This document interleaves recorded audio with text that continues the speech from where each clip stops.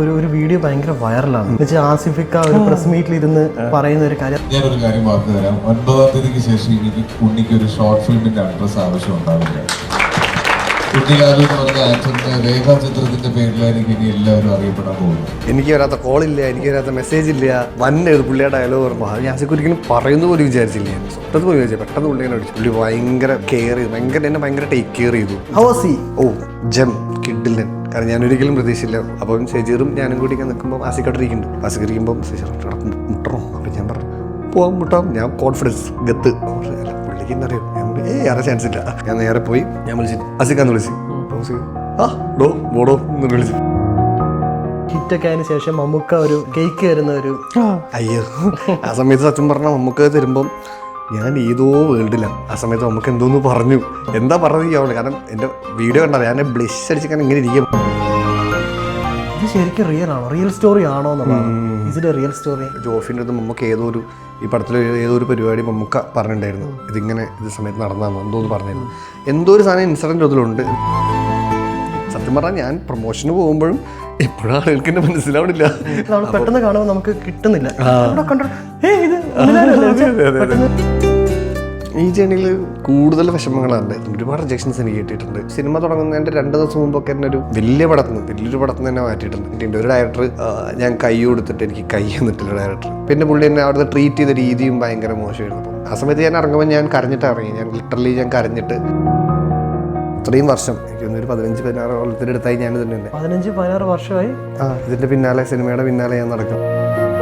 ഭയങ്കര ഡിപ്രസ്ഡ് ആയി ഞാൻ പോയി. ഒരു മൊമെൻറ്റിൽ പോയപ്പോൾ ഞാൻ കയ്യിൽ നിന്ന് പോയി. ഒരു മൊമെൻറ്റ് കഴിഞ്ഞപ്പോൾ എനിക്ക് മൊത്തത്തിൽ ഞാൻ വിചാരിച്ചു സിനിമ വിട്ട് പോയാലോ. ഭയങ്കര ഡൗൺ ആയിട്ടൊരു കുറച്ച് ദിവസം ഞാൻ വർക്കൗട്ട് പോയി, ഹെൽത്ത് പോയി, ഭയങ്കര വീക്കായി പോയി. അപ്പോഴാണ് ഈ പടം.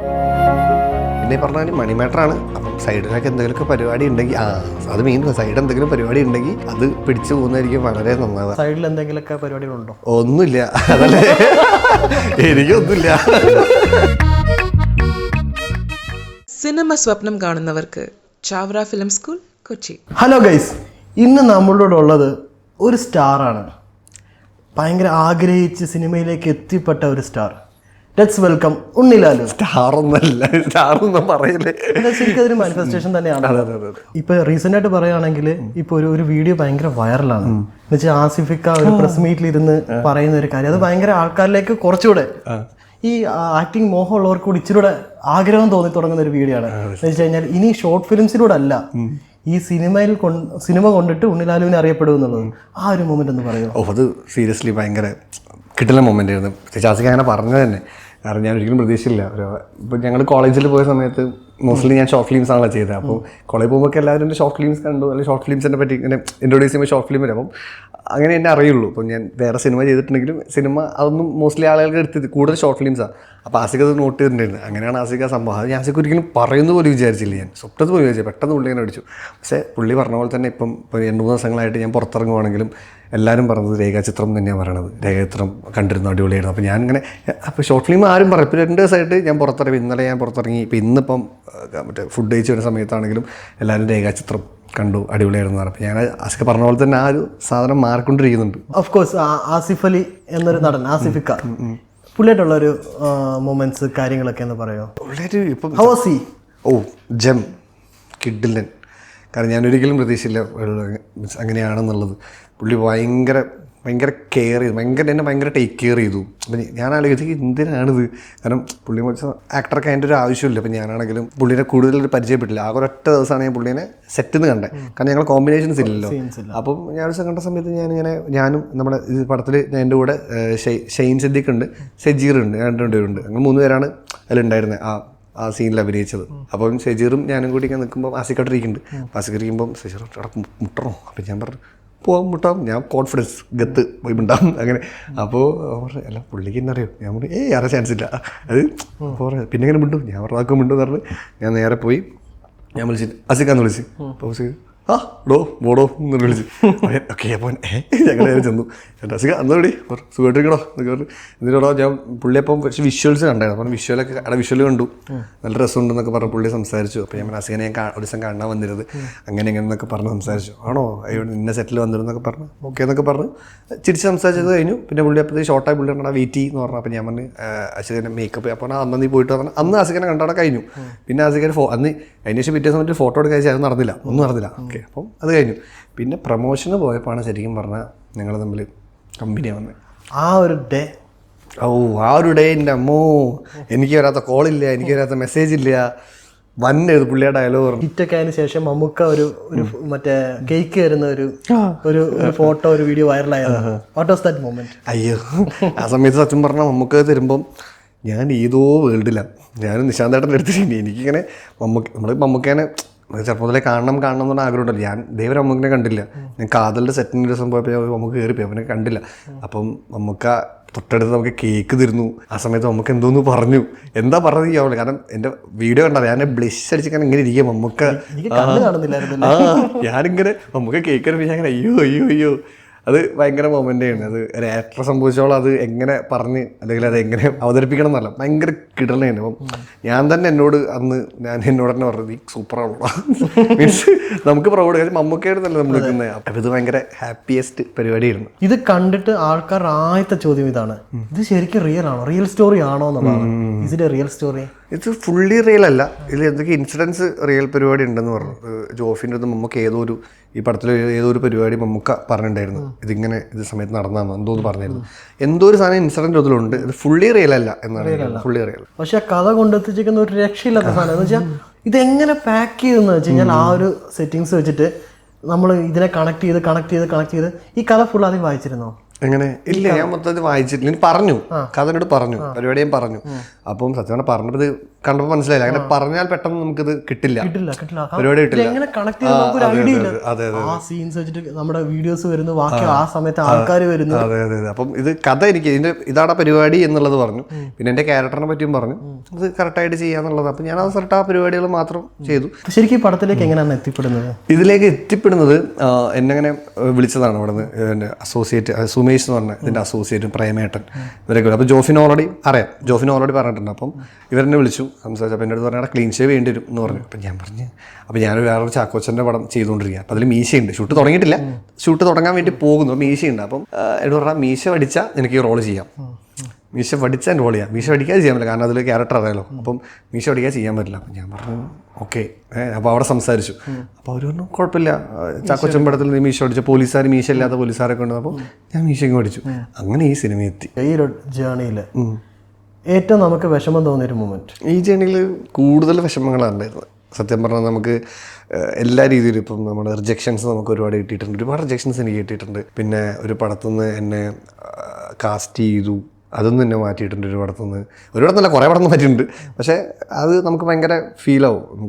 നമ്മൾ എല്ലാവരോടും പറയുകയും ചെയ്യും, അവിടെ ഈ പടത്തിൽ എന്നെ കിട്ടി, ഈ പടത്തിൽ ഞാനുണ്ട് എന്ന് പറഞ്ഞ് നിൽക്കുമ്പോൾ മൊമെൻറ്റിൽ സിനിമ തുടങ്ങുന്നതിൻ്റെ 2 ദിവസം മുമ്പൊക്കെ എന്നെ ഒരു വലിയൊരു പടത്തുനിന്ന് തന്നെ മാറ്റിയിട്ടുണ്ട്. അതപ്പോൾ നമ്മൾ മൊത്തത്തിൽ കയ്യിൽ നിന്ന് പോകും. അങ്ങനെ പിന്നെ നമ്മൾ ചാൻസ് ചോദിച്ച് പോകുന്നിടത്ത് റിജക്ഷൻ കിട്ടിയിട്ടുണ്ട്. ഒരു ഡയറക്ടർ ഞാൻ കൈ കൊടുത്തിട്ട് എനിക്ക് കൈ തന്നിട്ടില്ല, ഡയറക്ടർ കൈ പോലും തന്നിട്ടില്ല. പിന്നെ അങ്ങനെ ഭയങ്കരമായിട്ട് അങ്ങനത്തെ കുറേ റിജക്ഷൻസ് പരിപാടി എനിക്കുണ്ട്. റിജക്ഷൻ തന്നെ ഏറ്റവും കൂടുതൽ ഉണ്ടായിരുന്നത്. അത് പറയുകയാണെങ്കിൽ കുറേ ഉണ്ട്. അപ്പോൾ ഈ 2 കാര്യം മീൻസ് ഒന്ന് ഈ പറഞ്ഞ കൈ തരാത്തൊരു കാര്യം എനിക്കത് ഭയങ്കര ഫീൽ ചെയ്തിരുന്നത്. പേരും ഞാൻ പറയില്ല, പക്ഷേ അത് ഡയറക്ടർ ഭയങ്കരമായിട്ട് ഫീൽ ചെയ്തു കൈ. അപ്പം പിന്നെ പുള്ളി എന്നെ അവിടുത്തെ ട്രീറ്റ് ചെയ്ത രീതിയും ഭയങ്കര മോശമായിരുന്നു. അപ്പം അതൊക്കെ ഭയങ്കര ഫീലായിരുന്നു. ആ സമയത്ത് ഞാൻ ഇറങ്ങുമ്പോൾ ഞാൻ കരഞ്ഞിട്ടാണ് ഇറങ്ങി. ഞാൻ ലിറ്ററലി കരഞ്ഞിട്ട് ഞാൻ ഇറങ്ങി. ഞാൻ തിരിഞ്ഞു നോക്കിയിട്ട് ഞാൻ അങ്ങനൊരു മനസ്സിൽ എങ്ങനെയെങ്കിലും സ്റ്റാർ ആവണം, അല്ലെങ്കിൽ ഹീറോ ആവണം, എന്തെങ്കിലുമൊക്കെ ആവണം എന്നൊക്കെ വിചാരിച്ച് എന്തൊക്കെയോ വേണ്ടി ഞാൻ അവിടെ നിന്ന് അറിയാം. പക്ഷെ അതൊക്കെ എനിക്ക് ഒരു മൈലേജ് ആവട്ടോ. അതൊക്കെ എന്നെ സംഭവിച്ചോളം ആസ് എ പേഴ്സൺ നമുക്കൊരു റിജക്ഷൻസ് കിട്ടുമ്പോഴാണ് നമുക്ക് ഓക്കെ അങ്ങനെ വിചാരിക്കാം. അപ്പോൾ നമുക്ക് ഇങ്ങനത്തെ ഓൾറെഡി ഉണ്ടാകും ഇങ്ങനത്തെ റിജക്ഷൻസ് എത്തിപ്പെടാനുള്ള ഒരു ഹൈറ്റ് ഉണ്ട് അതിന്. നമ്മൾ സാധാരണക്കാരൻ ഇപ്പം നമ്മൾ ഉൾപ്പെടെ.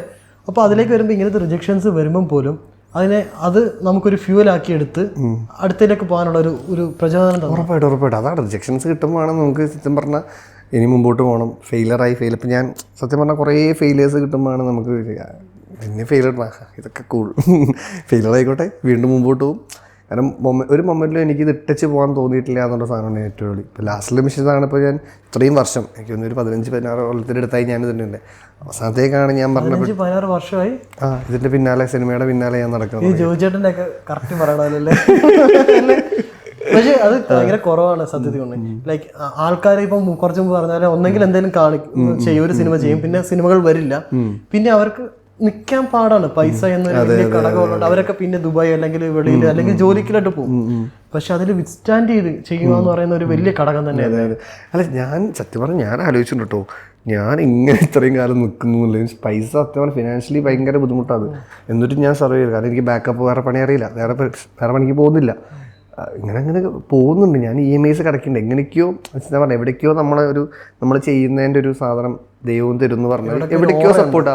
ഇപ്പോൾ ഓരോ മൊമെൻറ്റ് കഴിയുമ്പോൾ ഞാൻ കഴിഞ്ഞ ദിവസം ലോൺ കടച്ചല്ലോ, അങ്ങനെ എവിടെന്നെങ്കിലൊക്കെ ഇങ്ങനെയൊക്കെ അടയ്ക്കുന്നുണ്ട്, വളരെ നന്നായിരിക്കും. അങ്ങനെ മൊത്തത്തിൽ ഇങ്ങനെ പോകുന്നുണ്ട് പരിപാടി. ഈ രേഖാചിത്രന്റെ സെറ്റിലുള്ള നല്ല മൊമെന്റ്സുകൾ, കാര്യങ്ങൾ എങ്ങനെ ഉണ്ടായിരുന്നു? മൊമെന്റ്, ആ ഒരു എക്സ്പീരിയൻസ് എങ്ങനെ ഉണ്ടായിരുന്നു? അടിപൊളിയായിരുന്നു. കാരണം എൻ്റെ ക്യാരക്ടറിന് ഇപ്പം എൻ്റെ ലുക്സ് പടം കണ്ട വേറെ തന്നെ ഗെറ്റപ്പാണ്. നമ്മൾ പെട്ടെന്ന് കാണുമ്പോൾ നമുക്ക് കിട്ടുന്നില്ല. പെട്ടെന്ന് മീശയൊക്കെ പഠിച്ച് ആളുകൾക്കും സത്യം പറഞ്ഞാൽ ഞാൻ പ്രൊമോഷന് പോകുമ്പോഴും ഇപ്പോഴും ആളുകൾക്ക് എന്നെ മനസ്സിലാവണില്ല. ഇപ്പോൾ ഞാൻ തിയേറ്റേഴ്സിൽ പോവുകയാണെങ്കിലും ചേട്ടാ മറ്റേ ഷോർട്ട് ഫിലിംസ് അതെ ഞാൻ മനസ്സിൽ അഭിനയിച്ചിട്ടുണ്ടായിരുന്നു. ആണോ ഏത് ക്യാരക്ടർ? ഞാൻ പറയും ഇന്ന ക്യാരക്ടറായിരുന്നു. അപ്പോൾ അത് ചേട്ടനാണോ? ഭയങ്കര ചേഞ്ച് ഉണ്ട് എൻ്റെ ഫേസ് രണ്ടും തമ്മിൽ. ഭയങ്കര ക്ലീൻ ഷേവ് അടിച്ചപ്പോൾ ഇല്ല ഞാൻ തന്നെ ആക്ച്വലി കണ്ടിട്ടില്ല. എനിക്കൊന്നും ഞാൻ ക്ലീൻ ഷേവ് ചെയ്തിട്ടില്ല. എനിക്കൊന്നും ഞാൻ ഈ സിനിമയ്ക്ക് വേണ്ടിയാണ് ക്ലീൻ ഷേവ് ചെയ്യുന്നത്. അല്ലാതെ എനിക്കൊന്നും ഞാനൊരു 10 കൊല്ലത്തിൽ ഞാൻ ക്ലീൻ ഷേവ് ചെയ്തില്ല. ഇതേവരെ ഒരു പടം കൂടെ വരുന്നുണ്ടല്ലേ ക്ലീൻ ഷേവ് ഒക്കെ ചെയ്ത്? 3 പടം വരുന്നുണ്ട്. സോറി 2 പടം വരുന്നുണ്ട്. അതൊക്കെ 3 പടം. ഒന്ന് ഓഫീസർ വരുന്നുണ്ട്, ചാക്കോച്ചൻ്റെ പടം. പിന്നെ ഒന്ന് മീശ എന്ന് പറഞ്ഞ പടമുണ്ട്. അതിൽ എനിക്ക് മാത്രം മീശയില്ല, ബാക്കി എല്ലാവർക്കും മീശയുണ്ട്. അതുപോലെ തന്നെ ഞാൻ പടം കണ്ട സമയത്ത് എനിക്ക് വന്ന ഒരു ഗൂസ് ബംസ്, ആ 369 നമ്പർ പ്ലേറ്റ് കിട്ടുന്ന ഒരു സാധനം. അത് ഭയങ്കര എനർജി മൊമെന്റ് ആയിരുന്നത്. കാരണം പ്രതീക്ഷയിൽ ഞാൻ കണ്ടിട്ടില്ല ഇതൊന്നും. നമ്മുടെ ഏരിയ മാത്രമല്ലേ കണ്ടിട്ടുള്ളൂ. അപ്പം അത് ഭയങ്കര കിക്കി. അത് ഇങ്ങനെ പറയാ, നമുക്ക് ആ സീനിൽ തിയേറ്ററിൽ ആ നമ്പർ കാണിക്കുമ്പോൾ ഒരു കൈയടി ഉണ്ട്. അയ്യോ ഭീകര കൈയടിയിരുന്നത്. എന്നുവെച്ചാൽ ആ പഴയ കാലഘട്ടത്തെ മമ്മൂക്കെ ഒന്ന് കാണുമ്പോൾ ഒരു രോമാഞ്ചം ഉണ്ടല്ലോ. എന്ന് വെച്ചാൽ എനിക്കൊന്ന് ആദ്യമായിട്ട് തന്നത് ഒരു പടം ഇങ്ങനെ ആ സ്റ്റാർ അതിനകത്ത് ഇല്ല, പക്ഷെ ആ സ്റ്റാറിന് കിട്ടുന്ന ഒരു കയ്യടി. അതെ നമ്മൾ കാണുമ്പോൾ മൊത്തം ഉള്ള പോലത്തെ ഒരു ഫീലുണ്ട്, പ്രസൻസ് മൊത്തത്തിൽ. അതാണ് നമ്മൾ കഴിഞ്ഞ ദിവസം നമ്മളൊരു പരിപാടി ഉണ്ടായിരുന്നല്ലോ. അപ്പം നമുക്ക് എല്ലാവരും ഇങ്ങനെ പറഞ്ഞ പുള്ളി ആ പടത്തിൽ പുള്ളി ഉണ്ട്. നമുക്ക് പടം കാണുമ്പോൾ പുള്ളി പടത്തിലുണ്ടല്ലോ എന്നൊരു ഫീല് വരും. അതാണ്. മമ്മൂക്ക ഇത് കണ്ടിട്ട് എന്തെങ്കിലും പറഞ്ഞു? മമ്മൂക്ക നല്ല അഭിപ്രായം പറഞ്ഞിട്ടുണ്ട്. ജോഫിൻ്റെ അടുത്ത് പറഞ്ഞു നല്ല കൊള്ളാന്ന് പറഞ്ഞു, ആസിക്കിൻ്റെ അടുത്ത് പറഞ്ഞിട്ടുണ്ടായിരുന്നു. ചാക്കോച്ചനും നൈസാണ്, ചാക്കോച്ചനും അടിപൊളിയാണ്. ചാക്കോച്ചനും ഭയങ്കര നൈസ് ചില്ല് മനുഷ്യനാണ്. ചാക്കോച്ചൻ്റെ രസമാണ്. ഞങ്ങൾ ഫുൾ ടൈം കൂടെ ആയിരുന്നു. കാരണം ഞാൻ ചാക്കോച്ചൻ്റെ കൂടെയുള്ള ഒരു ക്യാരക്ടറാണ്. അപ്പം കുറേ ദിവസം 30 ദിവസം ഞങ്ങൾ ഒരുമിച്ച് തന്നെ ഇനി എല്ലായിടത്തേക്കും കറക്കവും ബാംഗ്ലൂർ പരിപാടിയൊക്കെ ആയിട്ട് ഞങ്ങൾ മൊത്തം. ആ ഒരു മൊമെന്റ് ഈ കോൾ ഈ സിനിമയിലേക്കൊക്കെ വരുന്ന സമയത്ത് ചാക്കോച്ചനായിട്ടുള്ള പേരാന്ന് അറിയുമ്പോൾ ഈ ഒരു ട്രാവൽ വെച്ച് how was the feeling? അയ്യോ അത് അടിപൊളിയായിരുന്നു. ചാക്കോച്ചൻ അതാ സത്യം പറഞ്ഞാൽ ഞെട്ടിപ്പോയി. എന്നെ വിളിച്ചിട്ട് ഇങ്ങനെ പറഞ്ഞപ്പം ജിനീഷ് ബ്രോ ഉണ്ട് ഇതിൻ്റെ അസോസിയേറ്റ്, പുള്ളി എന്നെ വിളിച്ചു പറഞ്ഞാൽ ചാക്കോച്ചൻ്റെ കൂടെ. ചാക്കോച്ചൻ്റെ കൂടെയോ? ഞാൻ പറയാം എന്താ ഫുൾ ടൈം പുള്ളിയുടെ കൂടെയുള്ള ക്യാരക്ടറാണ്. പരിപാടി വെച്ചാൽ പുള്ളിയുടെ കൂടെ ഫുൾ ടൈം ഉണ്ടാവും എന്ന് പറയുമ്പോൾ ഒക്കെ മതി, ധാരാളം മതി ഓക്കെ എന്ന് പറഞ്ഞു. അപ്പം അങ്ങനെ പണ്ടൊക്കെ നമ്മൾ ഈ ചാക്കോച്ചനൊക്കെ കാണാൻ പോയി അടിയൊക്കെ കണ്ട കേസുണ്ട്. ഇങ്ങനെ ഷൂട്ടിങ്ങിനൊക്കെ ഓർഡിനറി ഷൂട്ടിനൊക്കെ പോയിട്ട് കാണാൻ പറ്റി പക്ഷെ അടിയും കിട്ടി പോലീസിന്റെ. അപ്പം അങ്ങനെ ഈ നമ്മുടെ സെറ്റിലുള്ള നല്ല നല്ല മൊമെന്റ്സുകൾ കാര്യങ്ങൾ ഒന്ന് ഷെയർ ചെയ്യാം. ചാക്കോച്ചൻ കുറെ ഫുഡൊക്കെ മേടിച്ചു തരും. ബർഗറൊക്കെ മേടിച്ചു. രാത്രി ലേറ്റ് നൈറ്റ് ഒക്കെ നമ്മൾ ഫുഡൊക്കെ. അപ്പോൾ ചാക്കോച്ചൻ ചോദിക്കും എനിക്ക് വേണം, ആയിക്കോട്ടെ ഒരു ബർഗർ ഫുഡൊക്കെ മേടിച്ചു തരും. നൈസായിരുന്നു ചാക്കോച്ചൻ. ചില്ലാണ് പുള്ളി. പിന്നെ പുള്ളി ഹെൽത്ത് ഭയങ്കര കോൺഷ്യസ് പരിപാടിയാണ്. ഭക്ഷണം കാര്യങ്ങളൊക്കെ പുള്ളി ഭയങ്കരമായിട്ട് ഇടയ്ക്ക് രാവിലെ ഒരു ഭക്ഷണം കഴിച്ചു. എന്തൊക്കെ കഴിച്ചു. അപ്പോൾ ഞാൻ നല്ല ഭക്ഷണം കഴിക്കും. ഞാൻ കുറേ ഭക്ഷണം ഞാൻ എന്തൊക്കെയോ ഫുഡുകൾ കഴിക്കും. അപ്പം കഴിച്ചു മറ്റേ കഴിച്ചു എന്ത് ഹോട്ടലാ ഞാനല്ലേ വിശപ്പിൻ്റെ. ഇപ്പോൾ ഞാൻ കഴിച്ചു നോക്കി. ചാക്കോച്ചൻ പറയും ഇല്ല ഇന്ന് ഫുൾ ഭക്ഷണം ഇല്ലാത്തൊരു പരിപാടി. അങ്ങനെയൊക്കെ ചാക്കോച്ചൻ പിടിക്കാറുണ്ട്. ഒരു മോർണിംഗ് ടു ഈവനിങ് ഒന്നും കഴിക്കില്ല, വെള്ളം മാത്രം കുടിച്ചുള്ള പരിപാടി അങ്ങനെ പിടിക്കാറുണ്ട്. വെള്ളം മാത്രം കുടിച്ച ഒരാൾക്ക് ജീവിക്കാൻ പറ്റില്ല. എന്തോ ഡയറ്റ് പരിപാടി ചാക്കോച്ചൻ പറഞ്ഞു. എന്തോ സാധനം പറഞ്ഞിരുന്നു. ഇല്ല പുള്ളി എന്തോ കുറച്ച് നേരം ഫുഡ് കഴിക്കാത്തൊരു പരിപാടി. ഡയറ്റ് ഒക്കെ നോക്കുന്ന ആളാണോ? ഞാൻ നോക്കുന്നുണ്ട്. ഞാൻ ഡയറ്റ് ഇപ്പം പ്രസന്റ് ആയിട്ട് ഇപ്പോൾ എനിക്കൊന്നും ഒരു മാസമായിട്ട് ഒരു ഡയറ്റും ഇല്ല. നല്ല ഫുഡും നല്ല ഫുഡ് ടെൻഷൻ വരുമോ ഡയറ്റ് ചെയ്യാൻ പറ്റത്തില്ല. അതെ ഇപ്പം ഫുഡ് കഴിഞ്ഞ മാസം വരെ 30-ാം തീയതി വരെ ഞാൻ കറക്റ്റ് വർക്കൗട്ട് പരിപാടിക്കായിരുന്നു. അപ്പോൾ ഞാൻ അതിന് ശേഷം ഞാൻ ഇതൊക്കെ ഒന്ന് വിട്ടു. വേറെ കുറച്ച് സത്യം പറഞ്ഞാൽ കുറച്ച് കാലമായിട്ട് വലിയ സുഖം 30-ാം തീയതി ശേഷം ഡാർക്കല്ലായിരുന്നു മൊത്തത്തിൽ. കാരണം നമുക്കൊരു മൊമെൻറ്റിൽ ഇപ്പം ഭയങ്കര ഡിപ്രസ്ഡ് ആയി കഴിയാൻ പോയി. ഒരു മൊമെൻറ്റിൽ പോയപ്പോൾ ഞാൻ കയ്യിൽ നിന്ന് പോയി, മൊത്തം എൻ്റെ കയ്യിൽ നിന്ന് പോയി ഡാർക്കായി. അതിനുശേഷം ഫുള്ള് വിഷയം. പിന്നെ ഇപ്പോഴാണ് ഞാനൊന്ന് ഓക്കെ ആവുന്നത്. അല്ല, ഈ ഒരു പടം ഇങ്ങനെ റിലീസ് ചെയ്യാനിരിക്കുന്നത്, എന്നിട്ട് വാട്ട് ഹാപ്പൻ? അല്ല, എനിക്കറിയില്ലായിരുന്നു, നമുക്കറിയില്ലല്ലോ ഇത്. അപ്പം ഞാൻ അടിക്കുമ്പോൾ റോൾ ചെറുതുണ്ട്, ചെറിയ റോളേ ഉള്ളൂ ഇതിൽ. പക്ഷേ നമ്മൾ അപ്പോഴൊക്കെ പിന്നെ ഫിനാൻഷ്യലി ക്രൈസിസ് ഭയങ്കര ബുദ്ധിമുട്ട്. ഇപ്പോഴും നമ്മൾ ഭയങ്കര സ്ട്രഗിൾ പരിപാടിയിലാണ് പോണേ. അപ്പം അതിൻ്റെ ബുദ്ധിമുട്ട്, പിന്നെ വീട്ടിൽ നമുക്ക് ലോൺസ് പരിപാടി കാര്യങ്ങളൊക്കെ ഉണ്ട്, EMI അടയ്ക്കണം, ഇങ്ങനത്തെ കുറേ ബുദ്ധിമുട്ടുണ്ട്. അപ്പം ഞാൻ ഒരു മൊമെൻറ്റ് കഴിഞ്ഞപ്പോൾ എനിക്ക് മൊത്തത്തിൽ ഞാൻ വിചാരിച്ചു സിനിമ വിട്ട് പോയാലോ. ഞാൻ വിചാരിച്ചു വല്ലത്, ഞാൻ കുറേ കൂട്ടർ മെസ്സേജ് ചെയ്യണം ദുബായിൽ. അപ്പോൾ ഇങ്ങോട്ട് തെറി വിളിച്ചു, ഞാൻ വല്ല ജോലിക്കും പോയാലോ എന്ന് വിചാരിച്ചു. ഭയങ്കര ഡൗൺ ആയിട്ടൊരു കുറച്ച് ദിവസം ഞാൻ വർക്കൗട്ട് പോയി, ഹെൽത്ത് പോയി, ഭയങ്കര വീക്കായിപ്പോയി. അപ്പോഴാണ് ഈ പടം കറക്റ്റ് വന്ന് പഞ്ച് ചെയ്യുന്നത്. അതൊരു ആക്ടർക്കുള്ള ഒരു ലക്ക്, നമ്മുടെ ഹാർഡ് വർക്കിന് കിട്ടുന്ന ഒരു അടിപൊളി. എവിടെ നിന്നാണ് ശരിക്കും അഭിനയമോഹം സ്റ്റാർട്ട് ചെയ്യണേ? സത്യം പറഞ്ഞാൽ എനിക്ക് ചെറുപ്പത്തിലെ എനിക്ക് അഭിനയമോഹമുണ്ട്. ചെറുപ്പത്തിലെ ഇപ്പം ചെറുതാകുമ്പോഴും ഞാൻ സിനിമകൾ കണ്ടുകൊണ്ടിരിക്കേണ്ടിയിരുന്നു. അതേപോലെ തന്നെ അന്നും സിനിമാ നടനാവണമെന്നാണ് ഞാൻ മൊത്തം പറഞ്ഞുകൊണ്ടിരുന്നത്. ഞാനിപ്പം എന്നോട് സ്കൂളിൽ ചോദിക്കുകയാണെങ്കിൽ ഞാൻ സിനിമാ നടനാവണമെന്നാണ് ഞാൻ സ്കൂളിൽ പറഞ്ഞുകൊണ്ടിരുന്നത്. അപ്പം എനിക്കിത് ചെറുപ്പത്തിലെ എൻ്റെ ആഗ്രഹമാണ്. അത് എൻ്റെ ജീവിതത്തിൽ അത് ഓൾമോസ്റ്റ് ഫുൾ ടൈം എൻ്റെ ഉള്ളിലുണ്ടായിരുന്നതാണ് വന്നത്. അപ്പോൾ ആഗ്രഹത്തിൻ്റെ കൂടെ തന്നെ ഞാൻ വന്നത്. ഇപ്പം ലാലേട്ടൻ്റെ പടം, എനിക്ക് ലാലേട്ടൻ്റെ പടം കണ്ടിട്ടാണ് എനിക്ക് ആ ഒരു സാധനങ്ങളൊക്കെ വന്നു തുടങ്ങി. സിനിമ നടനാണെന്നുള്ള അത് ആദ്യമേ ഉള്ളതാണ്. ആ പരിപാടി എനിക്ക് ഓർമ്മ വെച്ച നാൾ മുതൽ ഞാൻ ഒരു സിനിമ നടനാണ്. ഈ ഒരു മൊമെന്റ് ഇല്ലേ, ഈ രേഖാചിത്രം കണ്ടുകൊണ്ടിരിക്കുമ്പോൾ ഒരു മൊമെന്റ് ഇല്ലേ, ആ ഒരു മൊമെന്റ്, ആ തിയേറ്റർ എക്സ്പീരിയൻസ് എങ്ങനെ ഉണ്ടായിരുന്നു? അത് സത്യം, നമുക്ക് നമ്മളൊരു പടം കഴിഞ്ഞ് തിയേറ്ററിൽ നിന്ന് ആളുകൾ കൈയടിച്ചിറങ്ങുമ്പോൾ കിട്ടുന്നൊരു കിക്കുണ്ട്. ആ കിക്ക് എനിക്ക് സത്യം പറഞ്ഞാൽ ഭയങ്കരമായിട്ട് നമ്മൾ ആഗ്രഹിക്കുന്ന സാധനം. ഒരു ആക്ടറെ സംബന്ധിച്ചോളം പടം കഴിയുന്നു, ആളുകൾ കൈയടിക്കുന്നു എന്ന് പറയുന്നൊരു സാധനമുണ്ട്. ആ സാധനം ഭയങ്കര കിട്ടുന്നുണ്ട്. ആ ഹാപ്പിനെസ് എങ്ങനെയാണ് നമ്മളത് വേർഡ്സിലൂടെ എക്സ്പ്രസ് ചെയ്യാന്ന് എനിക്ക് പറയാൻ പറ്റില്ല. എൻ്റെ മോൻ കണ്ട ശേഷം മനസ്സിലാവും. അതുപോലെ തന്നെ നമുക്ക് പറയുകയാണെങ്കിൽ ഇപ്പം പടങ്ങൾ കണ്ടിന്യൂസ്ലി ഷോർട്ട് ഫിലിംസിലൂടെയാണ് വന്നത്. അതിനകത്ത് കൂടുതൽ നമ്മൾ കണ്ടോണ്ടിരുന്നത് ഒരു റൊമാൻസ് ആണ്. അങ്ങനെ ചെയ്തു വരുന്നുണ്ടോ ഇനി റൊമാൻസ് കാര്യങ്ങൾ? റൊമാൻസ് പടം വരുന്നുണ്ട്, പടമുണ്ട്. പടം ഇപ്പൊ പുതിയ പടം എനിക്ക് 31-ാം തീയതി എൻ്റെ പുതിയ ഇറങ്ങുന്നത് പറന്ന് പറഞ്ഞ ചെല്ലാന്ന് പറഞ്ഞു. അതിനകത്ത് ആസിഫിക്കല്ല, സിദ്ധാർത്ഥേട്ടൻ, ഞാന്, വിജയരാജേട്ടനുണ്ട്, സജിനുണ്ട്, പിന്നെ ശ്രീനാരായണൻ. നമ്മളെല്ലാരും കൂടുതൽ കണ്ടുള്ളത് പ്രണയമാണ്, റൊമാൻസ് ഉണ്ട്. അതിൽ റൊമാൻസ് പരിപാടിയാണ്, പ്രേമമുണ്ട്, ബാക്കി മറ്റേ കൊമേഴ്ഷ്യൽ പ്രേമം, ഒരു ഫൈറ്റ്, മറ്റേ അങ്ങനെ കോമഡി, അങ്ങനെ എല്ലാം കൂടിയുള്ളൊരു മിക്സപ്പ് പരിപാടിയാണ്. പിന്നെ ഒരു ഫുൾ റൊമാൻറ്റിക് പടം ചെയ്യണമെന്ന് ആഗ്രഹമുണ്ട്. ആരെങ്കിലൊക്കെ വന്നു കഴിഞ്ഞാൽ ചെയ്യും. ഏറ്റവും ചെയ്യണം എന്ന് ഏറ്റവും ആഗ്രഹമുള്ള ഒരു ക്യാരക്ടേഴ്സ് എന്തെങ്കിലും ഉണ്ടോ എന്ന് വെച്ചാൽ? കാരണം കൂടുതലും നമ്മൾ കണ്ടുള്ള റൊമാൻസ് ആണ്, അതുപോലെ നമുക്ക് കാണാൻ ഭയങ്കര ഇഷ്ടമാണ്. ഏറ്റവും ഇഷ്ടപ്പെടുന്ന അല്ലെങ്കിൽ ഇനിയും ചെയ്യണമെന്ന് ആഗ്രഹമുള്ള ക്യാരക്ടേഴ്സ്? അതായത് എനിക്കങ്ങനെ ഡിഫറെൻ്റ് ആയിട്ട് ചെയ്യണം എന്നല്ല, റിപ്പീറ്റബിൾ അല്ലാത്ത ക്യാരക്ടേഴ്സ്. ഇപ്പം പറഞ്ഞാൽ ഇപ്പം റൊമാൻസ് ചെയ്യാൻ റീസൺ എന്താ വെച്ചാൽ യൂട്യൂബിൽ ഏറ്റവും കൂടുതൽ ഓടുന്നൊരു കണ്ടന്റ് എന്ന് പറയുന്നത് റൊമാൻസാണ്. അതുകൊണ്ടാണ് നമ്മൾ റൊമാൻസ് ചെയ്തുകൊണ്ടിരുന്നത്. പക്ഷേ സിനിമയിലേക്ക് ഒരു സത്യം പറഞ്ഞാൽ ഡിഫറെൻ്റ് ആയിട്ടുള്ള കുറേ ക്യാരക്ടേഴ്സ് ഒക്കെ കിട്ടിക്കൊണ്ടിരിക്കുന്നത്. അപ്പം ഫ്രീഡം ഫൈറ്റിലെ ക്യാരക്ടർ അല്ല രേഖയിൽ കിട്ടുന്ന സാധനമാണ്. ഞാൻ ഷോർട്ട് ഫിലിംസ് കണ്ടെങ്കിൽ ഈ ഫ്രീഡം ഫൈറ്റ് കാണുന്ന സമയത്താണ് അമ്മോ നല്ല സ്റ്റഫുള്ള ഒരാളാണെന്ന് നമുക്ക് ഫീൽ ചെയ്യുന്ന ഒരു സംഭവം.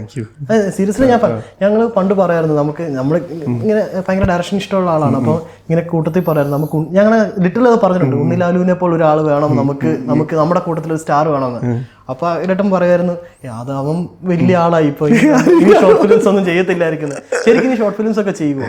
അല്ല, അങ്ങനെയൊന്നുമില്ല. ഞാൻ ഈ അടുത്തുകൊണ്ട് എൻ്റെ ഷോർട്ട് ഫിലിം റിലീസ് ഉണ്ട്. എൻ്റെ ഷോർട്ട് ഫിലിം ഇപ്പം എൻ്റെ കൂട്ടുകാരൻ ചെയ്ത ഷോർട്ട് ഫിലിം, നല്ല ഷോർട്ട് ഫിലിം, അത് ഇറങ്ങാനുണ്ട്. ഷോർട്ട് ഫിലിംസ് ചെയ്യാൻ ഷോർട്ട് ഫിലിംസ് ചെയ്യുന്ന കുഴപ്പം. പിന്നെ പഴയ പോലെ അത്രയ്ക്ക് ഷോർട്ട് ഫിലിം ഇപ്പം എനിക്കാണെങ്കിൽ ഒരുപാട് ആൾക്കാർ കാണുമല്ലോ വെളിയിൽ സിനിമ ചെയ്യണമെന്ന് ആഗ്രഹത്താൽ.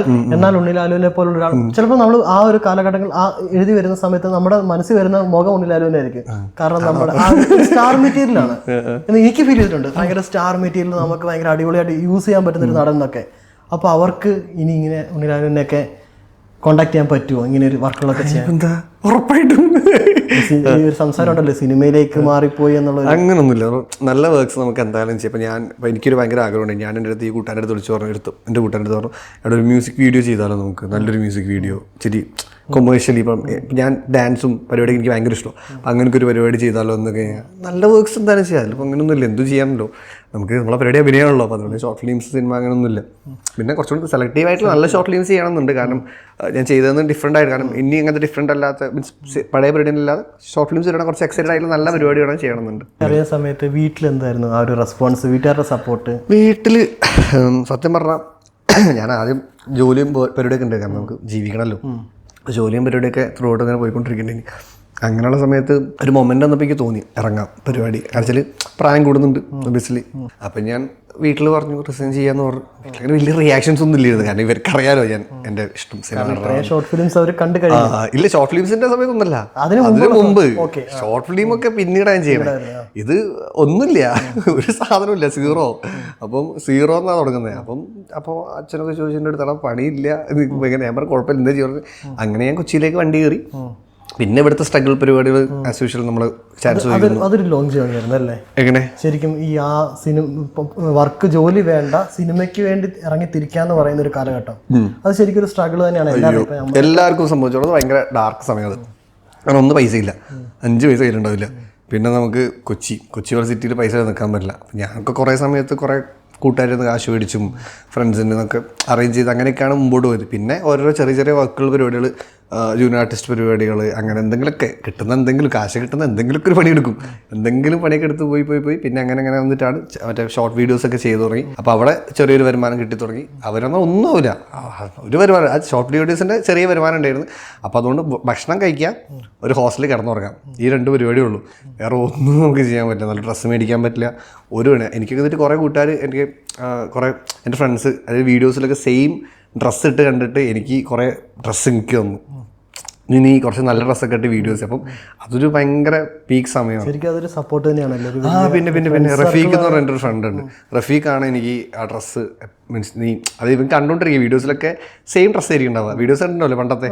അപ്പം ആ ഡ്രസ്സ് നല്ല അങ്ങനെ എല്ലാവരും ഭയങ്കര സപ്പോർട്ട് ചെയ്തായിരുന്നു. അങ്ങനെയാണ് എൻ്റെ ജേണി ഇങ്ങനെ വന്നു. ഈ ഒരു ട്രാവൽ, ഈ സിനിമ എന്നതിലുള്ള ജേണിയിൽ ഏറ്റവും സന്തോഷം തോന്നിയൊരു മൊമെന്റ് ഏതാണ്? ഇപ്പോൾ ഇതല്ലേ മൊമെന്റ്. ഈ മൊമെന്റിലാണ് സത്യം പറഞ്ഞാൽ ഒരു ഹൈ കിട്ടും. ഇപ്പം ഞാൻ അഭിനയിക്കുന്ന ഇപ്പം എല്ലാ പടങ്ങളാണെങ്കിലും ഇപ്പം നമുക്ക് കുറേ വിഷമം, ആളുകളിലേക്ക് എത്തുന്നില്ല പടം, അങ്ങനത്തെ കുറച്ച് വിഷമങ്ങളുണ്ട്. ഇപ്പോൾ രേഖയാണെങ്കിലും ഫ്രീഡം ഫൈറ്റ് ആണെങ്കിലും കുറേ പേര് മീൻസ് തിയേറ്ററിൽ നമുക്കൊരു പറഞ്ഞിട്ട് ഒരു ഹിറ്റ് കിട്ടിയാൽ മാത്രമേ അത് ആളുകളിലേക്ക് എത്തുള്ളൂ. നമുക്ക് അതിൻ്റെ പടം നല്ലതായിരുന്നു, നല്ല പടമായിരുന്നു. അപ്പം പക്ഷെ അതിൻ്റെ ഒരു വിഷമമുണ്ട്. കാരണം നമ്മളൊരു ആ ഒരു സിനിമ ചെയ്യുക, ഇത്രയും നല്ല അഭിപ്രായം, ആ സിനിമ നല്ല അഭിപ്രായം, രേഖയും ഫ്രീഡം ഫൈറ്റും ഭയങ്കര അഭിപ്രായം കിട്ടിയിരുന്നു. അപ്പോൾ ആസ് എൻ ആക്ടർ എനിക്ക് ഭയങ്കര സന്തോഷമായിരുന്നു. അപ്പോൾ അത് എന്നാലും കുറേ ആളുകളിലേക്ക് എത്തിയിട്ടില്ല. അപ്പോൾ ഞാൻ പലരും വിളിച്ച് ചാൻസ് ചോദിക്കുമ്പോൾ പലരും ഈ പടം കണ്ടിട്ടുണ്ടാവില്ല. അപ്പം നമ്മൾ ഇവർ ഈ പടം കണ്ടിരുന്നെങ്കിൽ നമുക്ക് അടുത്തോടെ ചാൻസ് കിട്ടായിരുന്നു എന്ന് പറയും. അപ്പം അതൊരു വിഷമമുണ്ടായിരുന്നു.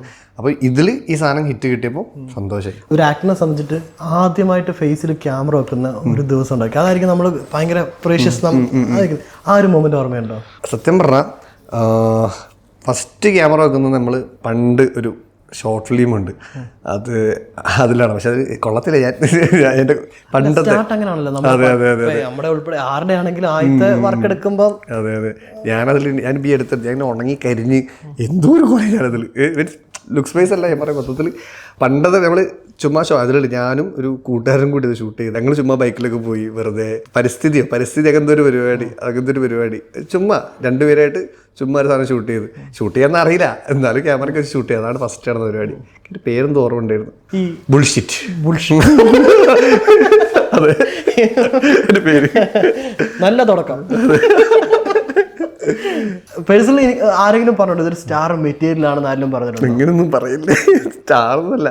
മീൻസ് നമുക്ക് പറയത്തില്ല. നമ്മളിപ്പം ധനുഷ് അല്ലെങ്കിൽ നമുക്ക് സത്യമായിട്ട് എന്റെ ശിവകാർത്തികേയന്റെ ഫിഗർ എനിക്ക് ഭയങ്കര മനസ്സിലുണ്ട് കേട്ടോ. ലിറ്ററലി നമ്മുടെ ഒരു ടോൺ, നമ്മളുടെ ഒരു ഭയങ്കര നാച്ചുറൽ എന്ന് വെച്ച് കഴിഞ്ഞാൽ ഭയങ്കര വലിയ ഫിഗറോ ഭയങ്കര ഒന്നുമല്ല, പക്ഷെ ഒരു മലയാളി, പക്കാ മലയാളി, ആ ഒരു ഫീൽ ഉണ്ട്. അങ്ങനെ ആരെങ്കിലും പറഞ്ഞ ആ ഒരു ഹാപ്പിനെസ്? അങ്ങനെയല്ല, അഭിനയിക്കാൻ അറിയാം. പെർഫോമൻസ് പരിപാടി കുറേ പേര് പടർക്കി എൻ്റെ അടുത്ത് പറഞ്ഞിട്ടുണ്ടായിരുന്നു, നല്ലായിരുന്നു, നല്ല ആക്ടറാണ്. അപ്പോൾ ഷോർട്ട് ഫിലിം ആണെങ്കിൽ അങ്ങനെ പറയാറുണ്ട്, അല്ലാതെ സ്റ്റാർ അങ്ങനെ പറഞ്ഞില്ല. ഈ സ്റ്റാർസ് ഒക്കെ എപ്പോഴും പറയും അടുത്ത 10 വർഷം, രാജേട്ടനൊക്കെ പറഞ്ഞിട്ടുണ്ട് അടുത്ത 10 വർഷം ഞാൻ ഇതായിരിക്കുമെന്ന്. അങ്ങനെ ഉണ്ണിലാലിനോട് ചോദിച്ചാൽ what is your next 10 years? അല്ലേ, ഞാൻ അങ്ങനെ ഇപ്പം എനിക്കൊരു ഹീറോ ആവണം എന്നുള്ള ഭയങ്കര ആഗ്രഹമുണ്ട്. നല്ല പടങ്ങൾ ചെയ്യണം, നല്ല ക്യാരക്ടേഴ്സ് ചെയ്യണം എന്നൊക്കെ. അല്ലാതെ ഞാനൊരു ഭയങ്കരമായിട്ടിപ്പോൾ എനിക്കറിയില്ല. ഇപ്പം ഈ മൊമെൻ്റ് വരും ഞാൻ പ്രതീക്ഷിച്ചിട്ടില്ല. അപ്പോൾ ആസ് എൻ ആക്ടറെ സംബന്ധിച്ചോളം നല്ല സിനിമ ചെയ്യണം, മുമ്പോട്ട് പോകണം എന്നത് മാത്രമേ എൻ്റെ മൈൻഡിലുള്ളൂ. അതായത് സിനിമയിൽ തന്നെ ഉണ്ടായിരിക്കണം, സിനിമയിലല്ലാതെ വേറൊരു ജോലിയോ പരിപാടിയോ അല്ലാതെ സിനിമയിൽ ഉണ്ടായിരിക്കണം. അതുകൊണ്ട് എൻ്റെ മൈൻഡ് 10 വർഷമാണെങ്കിലും സിനിമയിൽ നിൽക്കണം. അന്ന് രാത്രി ഈ പടം റിലീസ് ചെയ്യുന്ന രാത്രി ഹൗ വാസ് യുവർ മൈൻഡ്? അയ്യോ ഞാൻ സത്യം പറഞ്ഞാൽ ആദ്യമൊന്നും ഞാൻ വലിയ ഇതൊന്നും ഉണ്ടാവില്ല, നോർമലായിരുന്നു. പക്ഷെ പിറ്റേ ദിവസം രാത്രി ഞാൻ അങ്ങനെ ടെൻഷൻ അടിച്ച് തുടങ്ങി, ഈശ്വരൻ എന്തായിരിക്കും പരിപാടി. കാരണം ഞാനതൊരു ഭീകരമായിട്ട് ത്രൂ ഔട്ട് പടത്തിലില്ലല്ലോ, ഞാനൊരു മൊമെൻറ്റിലാണ് വരുന്നത്. അപ്പം ഞാൻ വിചാരിച്ചു ഈശ്വരൻ അത് എന്തായിരിക്കും, ആളുകൾ എങ്ങനെയായിരിക്കും ഇത് എടുക്കുക, അല്ലെങ്കിൽ ഞാൻ ചെയ്ത് ശരിയാവുമോ, അല്ലെങ്കിൽ പിന്നെ പടം ഒബ്വിയസ്ലി ഹിറ്റാവണം എന്നുള്ള ഭയങ്കരമായിട്ട് പ്രാർത്ഥന ഉള്ളിലുണ്ടായിരുന്നു. എങ്ങനെയെങ്കിലും പടം ഹിറ്റാവണം എന്നുള്ള പ്രാർത്ഥന. നല്ല ടെൻഷൻ ഉണ്ടായിരുന്നു, ഉറങ്ങാൻ പറ്റി. സത്യം പറഞ്ഞാൽ ഉറങ്ങിയിട്ടില്ല. ഞാൻ എന്നിട്ട് ജോഫിൻ്റെ അടുത്തോണ്ട്, ജോഫിന് ഞാൻ ടെൻഷൻ അടിച്ച് ഉറങ്ങിയിട്ടില്ല, അല്ല ഞാൻ ടെൻഷൻ അടിച്ച് ഉറങ്ങിയിട്ടില്ല. അപ്പോൾ അവിടെ മറ്റാൾ ഇങ്ങനെ ഇരിക്കും. അപ്പോൾ ജോഫി ആയിട്ട് സാധനം അയ്യോ ജോഫി പറഞ്ഞു 3 ദിവസം ഞാൻ ഉറങ്ങിയിട്ട് അങ്ങനെ ഇരുന്നൊരു ടെൻഷൻ ഉണ്ടായി. പടം ഫസ്റ്റ് ഡേ ഞാൻ തിയേറ്ററിൽ പോയപ്പോഴും എനിക്ക് ഭയങ്കര ടെൻഷൻ ഉണ്ടായിരുന്നു. ഒരു ഗ്യാപ്പിന് ശേഷമാണല്ലോ ഒരു പടം വരുന്നത്. അതെ അതെ അതെ അതെ അതെ. ഒരു ഇപ്പം കഥകൾ എഴുതാറുണ്ടോ? കാരണം ഇപ്പം നമ്മൾ പണ്ട് ശ്രമിച്ചേട്ടനെ ആണെങ്കിലും പല ആൾക്കാരുടെ ആണെങ്കിലും കാണുന്ന സമയത്ത് പലപ്പോഴും ആൾക്കാർ അവർ കഥ എഴുതി എത്തിച്ച് അഭിനയിക്കുന്നുണ്ടായിരുന്നു. അങ്ങനെ കഥകൾ ചെയ്യാറുണ്ടോ? അറിയില്ല, ഒറ്റയടിക്ക് ഞാൻ ഒരു ഷോർട്സ് ചെയ്താറുണ്ടായിരുന്നു, ചെറിയ കണ്ടന്റ്. ഇപ്പം ഞാൻ പണ്ട് വീഡിയോസ് ചെയ്യുമ്പോൾ അതിന്റെ കണ്ടന്റ് എഴുതാറുണ്ട്. അതൊരു മിനിറ്റ് മതിയല്ലോ, വലിയ കഥയിലൊന്നും പോകാൻ പറ്റില്ല. ചെറിയ ചെറിയ കുഞ്ഞു പരിപാടികൾ ചെയ്തു. എന്തിനാ ആഗ്രഹം ഉണ്ടോ ഇങ്ങനെ കഥയൊക്കെ ചെയ്ത് ഒരു പടമൊക്കെ എടുക്കണം? അങ്ങനത്തെ ആഗ്രഹമൊന്നുമില്ല. എനിക്ക് ആക്ടർ ആവണം എന്നുള്ളത്, അത് ഡയറക്ഷൻ പരിപാടി ഒന്നും എനിക്ക് അറിയില്ല. ഇപ്പൊ പ്രസന്റ് എനിക്ക് അങ്ങനൊന്നുമില്ല. ചിലപ്പോൾ കുറച്ച് വരാതിരിക്കാം നമുക്ക്. ഇപ്പൊ എനിക്ക് എന്തായാലും ആക്ടറായിട്ട് നിൽക്കണം എന്നാണ്, ആക്ടറായിട്ട് സ്റ്റാൻഡ് ചെയ്യാൻ പറ്റണം, നടക്കണം. പക്ഷെ അതിനൊരു വലിയ, കാരണം ഇനിയും വരാൻ പോകുന്ന ഒരു വലിയ പ്രൊജക്ട്സ് ആണ്. നല്ല പ്രോസസ്. അപ്പൊ അവിടെ വിളിച്ചിട്ട് ഡേറ്റ് കിട്ടുന്നില്ലായിരുന്നു. അങ്ങനൊന്നുമില്ല, ഞാൻ ഈ പടത്തിന്റെ പ്രമോഷൻ പോയിക്കൊണ്ടിരിക്കുക. ആകെ കിട്ടിയ ഹിറ്റാ, മാക്സിമം ഞാൻ മുതലാക്കട്ടെ. സ്ട്രഗിൾ ചെയ്യുന്ന ആക്ടേഴ്സ് അല്ലെങ്കിൽ നമ്മുടെ സിനിമ മോഹിച്ച് വരുന്നവർക്ക് അവരോട് എന്താണ് പറയാനുള്ളത്? അതുപോലെ ഞാൻ പറയാനൊന്നും ആയിട്ടില്ല. സ്റ്റിൽ ഞാനിപ്പോൾ സ്ട്രഗിൾ ഫേസിൽ നിൽക്കുന്ന ഒരു ആക്ടറാണ്. പക്ഷേ എൻ്റെ ഒരു എക്സ്പീരിയൻസ് വെച്ചിട്ട് ഞാൻ പറയുകയാണെന്ന് വെച്ചാൽ, നമുക്ക് അത്രയും പാഷനേറ്റ് ആണെങ്കിൽ അതിന് വേണ്ടിയിട്ട് ഫുള്ളി ആയിട്ട് ഇൻവെസ്റ്റ് ചെയ്ത് ഇറങ്ങാൻ നോക്കുക. ഫുള്ളായിട്ട് ഹാർഡ് വർക്ക്. ഒരിക്കലും എന്താ പറയുക, ഇതൊരു മണി മാറ്ററാണ്. മണി ഭയങ്കര ഇമ്പോർട്ടൻ്റ് ആട്ടോ. അപ്പം ഞാൻ പറയാം, ഭയങ്കര പാഷനേറ്റ് ആണ് നിങ്ങൾ ട്രൈ ചെയ്തിട്ട് ഫെയിലിയറായി പോകണം. ട്രൈ ചെയ്യാതിരിക്കരുത്. അത് തന്നെ. പിന്നെ പറഞ്ഞാൽ മണി മാറ്ററാണ്. അപ്പം സൈഡിലൊക്കെ എന്തെങ്കിലുമൊക്കെ പരിപാടി ഉണ്ടെങ്കിൽ അത് മെയിൻ, സൈഡ് എന്തെങ്കിലും പരിപാടി ഉണ്ടെങ്കിൽ അത് പിടിച്ചു പോകുന്നതായിരിക്കും വളരെ നന്നാവുക. അല്ലെങ്കിൽ ചിലപ്പോൾ നമുക്ക് തന്നെ ഒരു മൊമെൻറ്റിൽ മടുക്കും. ഇപ്പോൾ ഫിനാൻഷ്യലി ഭയങ്കര ബുദ്ധിമുട്ടുണ്ടെങ്കിൽ അതും സൈഡിലൂടെ നോക്കുക, എന്നിട്ട് ഹാർഡ് വർക്ക് ചെയ്യുക, അത്രേ ഉള്ളൂ. സൈഡിൽ എന്തെങ്കിലുമൊക്കെ പരിപാടികളുണ്ടോ? ഒന്നുമില്ല, അതല്ലേ എനിക്കൊന്നുമില്ല. അതേ പറയാം, എനിക്ക് ഒരു പരിപാടിയില്ല. എന്നിട്ട് ഞാൻ ഇങ്ങനെ ഫോണുണ്ട്. അതായത് നേരത്തെ പറഞ്ഞത് ഇങ്ങനെ ഞാൻ ആലോചിച്ചത് ഇങ്ങനെ ഈ വണ്ടി ഇങ്ങനെ ഓടറേ, ഞാൻ ആലോചിച്ചത് ഇങ്ങനെ ഈ വണ്ടി ഓടി പോണേ. അപ്പം ഇങ്ങനെ ഷോർട്ട് ഫിലിംസ് ചെയ്യുന്ന അവിടുന്ന് ചെറിയ വരുമാനം കിട്ടുന്നു, അത് ചെയ്യുന്നു. ചിലപ്പോൾ ഇനോഗ്രേഷൻ വരുന്നു, കോളേജിൽ പോകുന്നു, 2 തുള്ളുന്നു. ഇതൊക്കെയാണ് വരുമാന പരിപാടി. പിന്നെ വല്ല ആഡ് ഇല്ല, ആഡ് ആക്ച്വലി എനിക്ക് കിട്ടാറില്ല. എന്താണെന്നല്ല, ഇനിയിപ്പം ആഡ് പരിപാടി ബേബി ആഡ് ലുക്ക് എനിക്ക് ഉണ്ടാവില്ല, അതായിരിക്കും ആഡ് കിട്ടാറില്ല. അല്ല, ഞാൻ അങ്ങനെ അത് വെച്ചാൽ പൈസ വേണമല്ലോ. അപ്പം ഏടെങ്കിലും കിട്ടുവാണെങ്കിൽ ഇതിൽ ഞാൻ ഓരോരുത്തർ വിളിക്കും, ആഡുണ്ടോ. ഞാൻ ആഡുകൾ പറയാൻ ചുരുങ്ങിയ ആഡേ ചെയ്തുള്ളൂ. അപ്പം ഇങ്ങനെ വണ്ടി ഓടിച്ച് പോകുന്നുണ്ട്. അപ്പോൾ എനിക്കൊന്ന് ഈ വണ്ടി ഓടിക്കാനുള്ള പരിപാടി നമുക്കുള്ളൊരു ഡ്രീം പരിപാടി ഉള്ളതുകൊണ്ടാണ് ഇതിങ്ങനെ പോകണമെന്ന് തോന്നുന്നു. താങ്ക് യു സോ മച്ച് ഈ ഒരു ടൈം തന്നതിന്. സന്തോഷം. ഈ ഒരു ട്രാവൽ ഒരിക്കലും മോശമല്ലെന്നുള്ള ഒരു തെളിവാണിത്. ഇനി ഒരുപാട് ഉയരങ്ങളിലേക്ക് എത്തട്ടെ, സ്റ്റാർ ആകട്ടെ, എനിക്കൊക്കെ കഥ പറയാൻ വരാൻ പറ്റട്ടെ, നമുക്ക് ചെയ്യാൻ പറ്റട്ടെ. അതൊക്കെ കൊണ്ടുപോവാ. Thank you so much. Okay, ശരി. Thank you bro, thank you so much. അടിപൊളി. സിനിമ സ്വപ്നം കാണുന്നവർക്ക് ചാവറ ഫിലിം സ്കൂൾ, കൊച്ചി.